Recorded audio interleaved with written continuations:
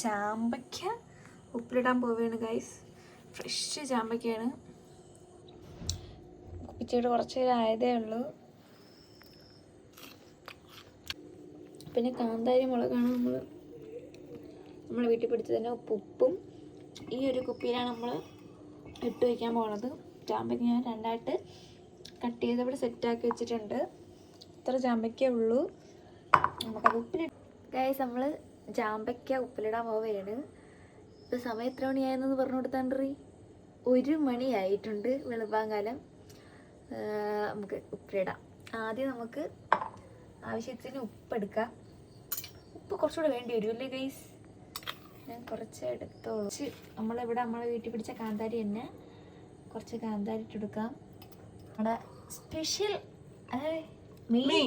Main ഐറ്റമായ ചാമ്പയ്ക്ക് നമുക്ക് ഇതിനകത്ത് ഇട്ട് കൊടുക്കാം. എൻ്റെ പൊന്ന് ഗൈസ്, ഇത് ഉപ്പിട്ട് തിന്നണം. എനിക്ക് ഭയങ്കര ഇഷ്ടമുണ്ട് ഗൈസ്.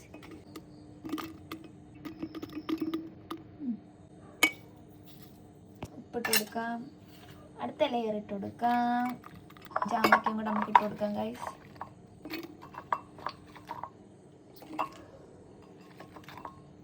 മെയിൻ താരമായിട്ടുള്ള കാന്താരി ഇട്ട് കൊടുക്കുക. മിക്കവാറും കഴിഞ്ഞ് വാരി കുറേ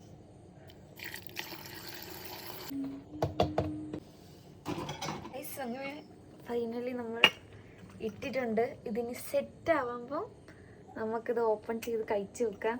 ഇത് എനിക്കുള്ളതേ ഉള്ളൂ ഗൈസ്. ടാറ്റാ.